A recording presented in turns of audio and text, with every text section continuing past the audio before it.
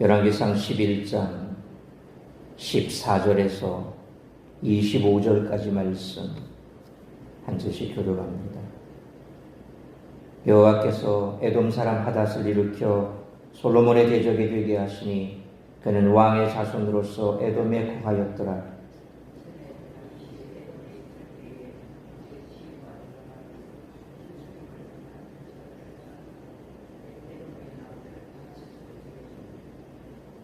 요압은 에돔의 남자를 다 없애기까지 이스라엘 무리와 함께 6달 동안 그곳에 머물렀더라.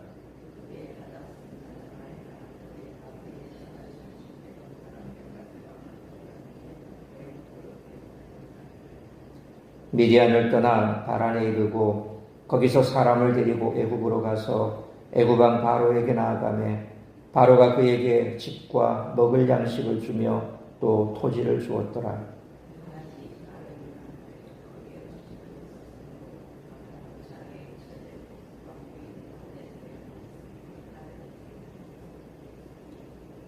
다브네스의 아우가 그로 말미암아 아들 그느밧을 낳았더니 다브네스가 그 아이를 바로의 궁중에서 젖을되게 하며 그느밧이 바로의 궁에서 바로의 아들 가운데 있었더라.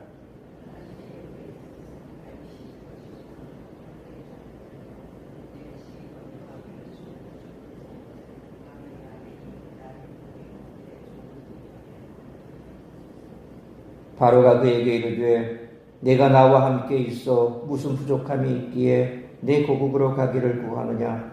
대답하되 없나이다. 그러나 아무쪼록 나를 보내옵소서 하였더라.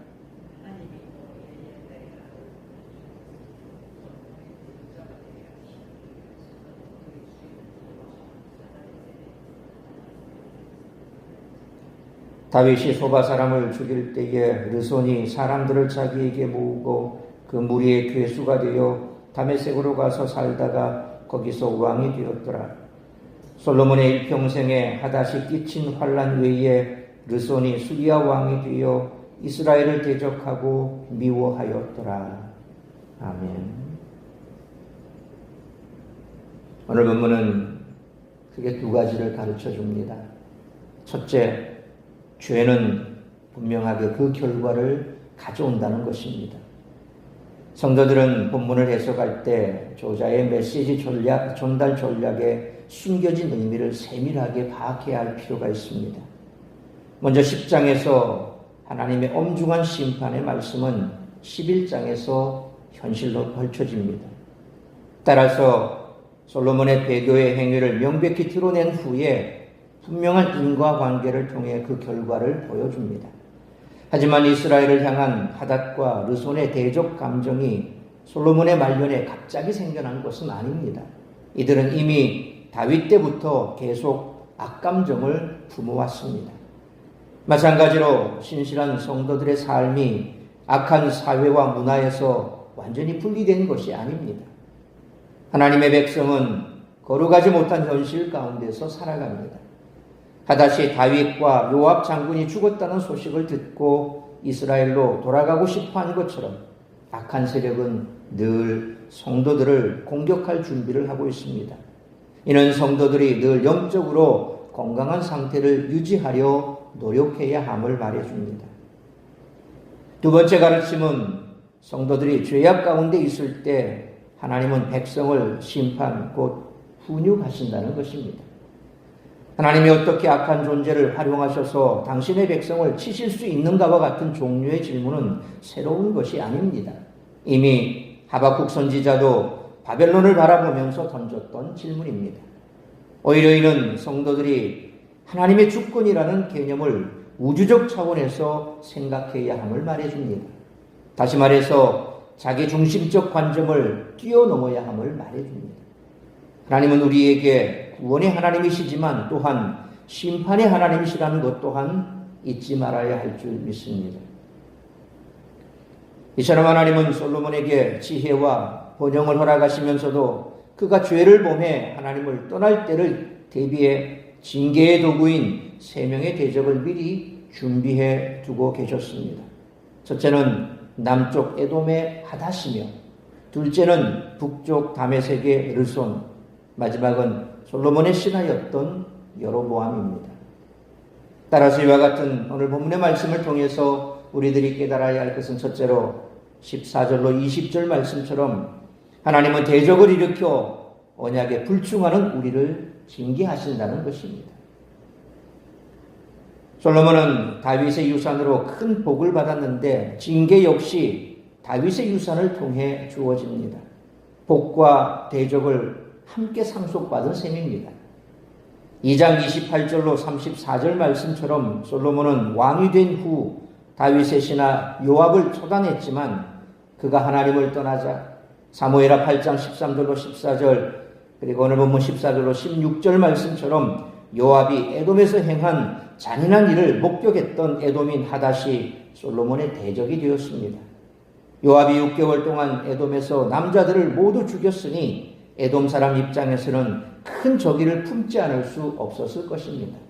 그때 17절로 18절 상반절 말씀처럼 작은 아이였던 하닷은 애굽으로 도피했고 18절 하반절로 20절 말씀처럼 바로의 호의로 집과 양식과 토지를 얻었을 뿐만 아니라 바로의 동서가 되고 그 아들 그누밧이 바로의 아들처럼 여겨질 정도로 평탄한 길을 걷게 됩니다. 여기까지 보면 하닷은 어릴 때의 아픈 기억을 잊고 애굽에서 왕족으로서 평안히 살 수 있었던 사람입니다. 하지만 사람의 생각을 뛰어넘으시는 하나님은 하닷을 솔로몬을 견제하는 회초리로 사용하셨습니다. 그러므로 사무엘하 7장 14절 말씀처럼 하나님께서는 언약에 불충하는 자를 사람의 매와 인생의 채찍으로 징계하시겠다는 말씀 그대로 하나님은 대적을 일으켜 언약에 불충하는 우리를 징계하신다는 사실을 항상 기억하며 살아가는 우리 모두가 되시기를 축원합니다. 두 번째로 21절로 22절 말씀처럼 성도의 모든 삶 속에는 하나님의 섭리가 개입되어 있다라는 것입니다. 21절 말씀처럼 애굽에서 편하게 살 수 있었던 하닷은 다윗과 요압이 죽었다는 소식에 에돔으로 돌아가려 합니다. 그가 원한을 품을 만한 대상은 다윗과 요압인데 그들이 이미 죽은 상황에서 왜 에돔으로 돌아가려고 한 것인지는 이해가 되지 않습니다. 바로 역시 22절 말씀처럼 하닷이 에돔으로 돌아가려는 이유를 이해하지 못했습니다. 하닷으로서는 어릴 때 당한 일 때문에 이스라엘에 대한 원한을 품을 수 있겠지만 그 사륙을 주도했던 요압을 처단한 솔로몬은 미워할 필요는 없어 보입니다. 그런데 하닷은 솔로몬을 괴롭히는 대적이 되었습니다. 여기에 하나님의 섭리가 개입됐다는 사실을 확인할 수밖에 없습니다. 솔로몬이 하나님 앞에서 정직하게 말년을 보냈다면 하닷이 솔로몬의 대적이 되어 그를 괴롭히지는 않았을 것입니다. 그러므로 우리가 완전히 하나님의 뜻을 이해할 수는 없지만 하나님의 백성의 삶을 바라볼 때 하나님께서는 당신의 백성을 징계하실 도구까지 미리 준비하시고 그 섭리 가운데 이끌어 가신다는 사실을 항상 기억하고 고람되어의 삶을 살아가는 우리 모두가 되시기를 축원합니다. 세 번째로 23절로 25절 말씀처럼 죄악에서 돌이키지 않으면 하나님은 대적을 더 일으켜 심판하신다는 것입니다. 오늘날의 시리아에 해당되는 다메섹의 르손에 대해서는 단 3절만 기록되었는데 역사를 살펴보면 에돔보다 다메섹이 이스라엘에게 훨씬 더 위협적인 존재였습니다. 그런데 르손은 다윗 왕조에 대해 원한을 가질 이유가 없는 오히려 다윗 덕분에 어부지리로 왕이 된 사람입니다. 르손은 23절 말씀처럼 원래 소바왕 하닷 에셀에게서 도망한 사람인데 사무엘하 8장 3절로 10절 그리고 오늘 보면 24절 말씀처럼 다윗이 하닷 에셀을 멸망시킬 때 르손이 그 틈을 노려 세력을 규합해 하닷 에셀 대신 다메섹의 왕이 되었습니다. 그리고 25절 말씀처럼 르손이 시리아의 왕이 된 이후 다메섹은 이스라엘을 괴롭히는 숙적이 되었습니다. 사실 하닷이나 르손이나 솔로몬이 다스리는 이스라엘을 미워할 이유는 없었습니다. 그럼에도 하나님은 솔로몬의 반역을 처벌할 도구로 이 두 사람을 준비하셨던 것입니다. 그러므로 하나님의 기준을 버리고 세상 방식으로 성공하기 위해 마음을 돌려 우상으로 향할 때 하나님은 계속해서 르손과 같은 징계의 도구를 더 일으키셔서 우리를 징계하신다는 사실을 항상 잊지 말고 기회가 주어질 때 돌이켜 회개하는 우리 모두가 되시기를 축원합니다. 사랑하는 성도 여러분, 하나님은 당신의 백성이 죄악의 길로 치달을 때 그냥 놔두지 않으십니다. 더는 안 되겠다 싶을 때 혹독하게 징계하십니다.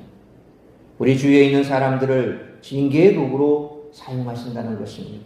그렇게 되면 우리도 고통스럽고 그 사람도 힘들어지고 관계도 깨지게 됩니다. 그러므로 하나님이 경고하실 때 속히 돌이켜 회개함으로 하나님과 화목을 이루어가는 우리 모두가 되시기를 주님의 이름으로 축원합니다. 기도하겠습니다. 거룩하신 아버지 하나님, 은혜와 사랑을 감사합니다.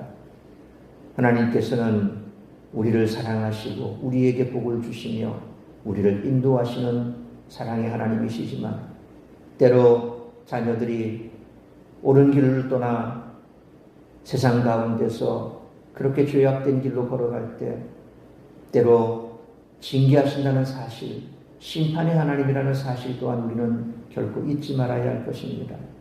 모든 것을 용서하시지만 그러나 그 죄악에 대한 대가는 반드시 치러야 한다는 사실 또한 우리는 잊어서는 안 될 것입니다. 그러므로 하나님께서 우리를 징계하실 때 더 큰 죄악 가운데 빠져 더 큰 징계를 받지 않기 위해서는 기회가 주어졌을 때 돌이켜 회개하고 다시금 하나님과 화목한 관계를 만들어갈 지혜가 필요합니다. 오늘 우리의 삶을 돌아보면서 혹여 하나님의 말씀에서 떠나간 것이 있고 그래서 우리의 삶이 괴롭고 하나님의 징계가 있다고 느껴진다면 다시금 돌이켜 회개하고 하나님과 화목할 수 있는 우리 모두가 되게 하여 주옵소서. 더 큰 징계가 임하여 우리의 삶을 괴롭히지 않고 뿐만 아니라 그 징계에 사용되는 그와 같은 징계의 도구가 되는 우리 주변의 사람들 또한 우리와의 모든 관계가 깨어져 더 힘들어지는 것 역시 마찬가지입니다. 그러므로 항상 하나님 앞에서의 삶, 코람데오의 삶을 살아가는 우리 모든 성도들이 되게 하여 주옵소서. 하나님의 기쁨이 되고 하나님께서 우리의 삶 가운데 늘 이처럼 개입하시고 섭리하신다는 사실을 잊지 않고 하나님과 온전한 관계, 하나님께서 우리를 기뻐하시는 그러한 관계로 만들어가는 우리 모든 성도들이 되게 하여 주옵소서. 오늘 이 한날도 나를 통하여 이루고자 하는 그 하나님의 뜻을 이루어드리는 복된 한날의 삶을 살아갈 수 있는 우리 모든 성도들이 될 수 있기를 간절히 빌고 소원하오며 이 모든 말씀 우리 주 예수 그리스도의 이름으로 기도하옵나이다. 아멘.